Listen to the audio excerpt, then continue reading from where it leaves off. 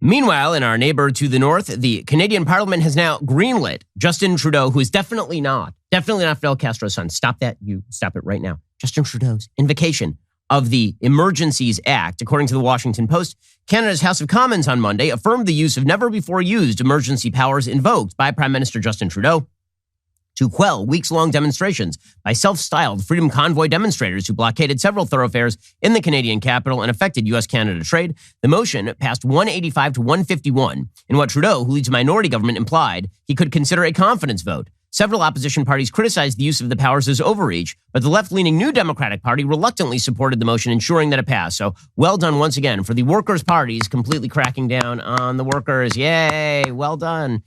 Because it's not like government of the left have ever cracked down on workers before. Ottawa was largely cleared this past weekend of the protests against the government and pandemic health restrictions that clogged the capital streets and frayed residents' nerves, and blockades at major U.S.-Canada trade routes have been removed. But speaking to reporters, Trudeau said he still required the powers because he said that he had real concerns over new demonstrations cropping up and the presence of demonstrators at several satellite hubs in rural towns outside of Ottawa. Well, I mean, if they're rural towns outside of Ottawa, first of all, Ottawa is not exactly, a thriving metropolis. The total population of Ottawa is like, I don't know. I'm going to look it up now because now I'm curious. The total population of Ottawa is 1 million. Okay, that is not exactly like a huge major city. It is by Canadian standards, but like the rural areas outside of Ottawa being a little clogged with traffic, come on. He needs the Emergencies Act for that. For the first time in its history, passed in 1988. And so, meanwhile, the Canadian protest leader who started all of this, a woman named Tamara Lich, she is now being held without bail. A judge in Canada, according to the Associated Press, denied bail to Tamara Lich. Ontario Court Justice Julie Bourgeois denied the organizer bail, saying there was substantial reason to believe that Lich would repeat her offenses, according to the Associated Press. Lich was a leader in the protests, which disrupted traffic in Ottawa for weeks. On Thursday, Lich, who is formerly a member of the far-right Maverick Party, which calls for the independence of Western Canada, was arrested and charged with counseling to commit mischief. She had promised to return to Alberta and stop her support of the protests during a bail hearing. Pat King, another protest leader, was set to have a bail hearing on Tuesday. King also faces charges of mischief, counseling to commit mischief, counseling to commit the offense of disobeying a court order, and counseling to obstruct police. By the way, I think that we should have a charge like that. Counseling to commit mischief. That's like my children. It's like every morning at 7 o'clock, they are counseling one another to commit mischief. What a charge that one is. Okay, so apparently the rule is, in the United States, throw a lady in front of a subway train or something. No, bail unnecessary, released onto the streets. Try to shoot a Jewish Democratic mayoral candidate in Louisville, Kentucky, and miss $100,000 bail. Counseling to commit mischief in Canada. You will be locked up and the key will be thrown away. Meanwhile, you have Justin Trudeau's own Liberals making absurd charges. This is so much of the repression is based on making absurd charges. Meanwhile, you have a Liberal MP named Yara Sachs suggesting that the trucker slogan Honk Honk is actually a stand-in for Heil Hitler because, of course, everyone who opposes me is a Nazi. And I don't know, I did not see that coming. Anyway, here she goes. How many donors from the Capitol riots, it's 1,100 and counting, who have donated to these illegal blockades? How many guns need to be seized? How much vitriol do we have to see of Honk Honk, which is an acronym for Heil Hitler, do we need to see by these protesters on social media? Yeah, they're all Nazis, guys. So that's why it's probably okay for us to just, completely freeze financial accounts for people who donated $50. The Wall Street Journal is now reporting that Canada has told banks to unlock financial accounts belonging to individuals involved in a weeks-long COVID-19 protest. Isabelle Jacques, a senior official in Canada's finance department, said they started Monday to unfreeze accounts.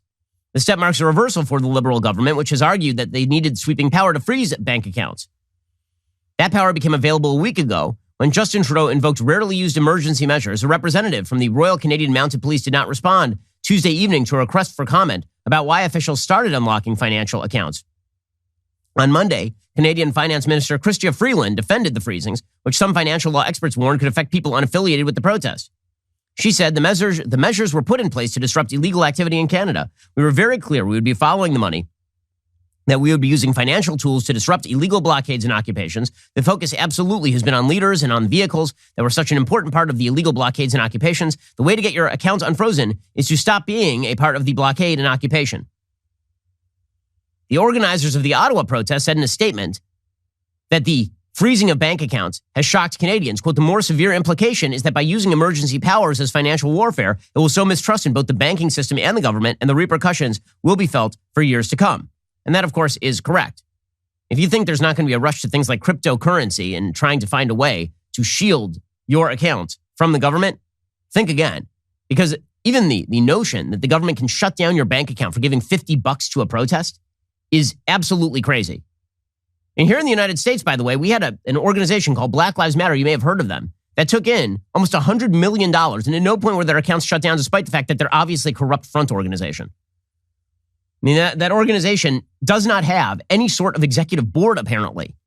They just have this slush fund of cash. And at no point did the banks shut down the actual accounts or freeze them. They just kept taking in cash the entire time. And nobody who donated. I mean, we're not even talking about the organizations. We're talking about people who donated to the organizations. It's total madness. It therefore comes as a not particularly large shock that Chrystia Freeland has a side gig with the World Economic Forum. According to the National Post, a columnist named Rupa Subramanya, the World Economic Forum, which has met at the Swiss ski resort of Davos every year since its creation in 1971 by German academic and entrepreneur Klaus Schwab, was forced to convert its annual schmooze fest into a virtual event this past year due to COVID-19. Of note, on the main agenda was a stakeholder capitalism panel, including Canada's Deputy Prime Minister and Finance Minister, Chrystia Freeland. The former journalist-turned-politician has been a fixture at the WEF for years. Indeed, in her book, Freeland notes that an invitation to Davos marks an aspiring plutocrat's arrival on the international scene. Indeed, the one-time critic has enjoyed an apotheosis of sorts and since 2019 has sat on the board of trustees of the WEF itself. Now, understand that the WEF does push an agenda that they themselves, Klaus Schwab wrote a book called The Great Reset. The basic idea is that these elites need to control how all economies work, and those economies need to work on behalf of their favored, cherished left-wing causes. And if they do not, then the economies need to be restructured. Writing in the New York Times in 2011, Freeland described Schwab as a rather traditional European social democrat who aims to encourage among participants a kind of noblesse oblige, or its modern equivalent, stakeholder capitalism. The political tradition Freeland is describing originated with the reaction of privileged liberal elites rebelling against Europe's feudal past, a world away from contemporary Canada. Yet as a member of the board of trustees of Schwab's outfit, Freeland is implicitly or explicitly committed to importing this brand of European social democracy into a Canadian ethos originally founded on individual rights and free market capitalism, which is in turn premised on maximizing shareholder value. Not a particular surprise that the elites in our society have combined to use the powers granted to them, and emergency powers not granted to them, in order to reshape the world around them. This is what they do. Also not a particular surprise that, according to polls, a majority of Democrats support Justin Trudeau cracking down on the protesters. A survey from Trafalgar said, do you approve or disapprove of Canadian Prime Minister Justin Trudeau's handling of the trucker protest in his country? Overall, apparently according to Trafalgar, some 55% disapproved compared to 35% approving. But 65.7% of Democrats approved of that sort of crackdown. Again, not a gigantic shock. Meanwhile, there is talk that Nancy Pelosi is very upset with a trucker convoy headed to Washington, D.C. to protest coronavirus pandemic mandates. Pelosi's Deputy Chief of Staff, Drew Hamill, said in a statement on Tuesday, quote, we are monitoring the situation closely, but we have deferred to the U.S. Capitol Police, which is in charge of security. That trucker convoy is slated to arrive in D.C. ahead of Joe Biden's State of the Union address on March 1. Breitbart News reports Kyle Sefcik, organizer and leader of the Freedom Convoy USA, told WUSA CBS he is scheduled to leave LA on Friday and drive to D.C. The peaceful convoy will be composed of trucks and motorcycles and does not intend to gather at the Capitol. Instead, they will protest near the White House and the National Mall with Christian bands and preachers.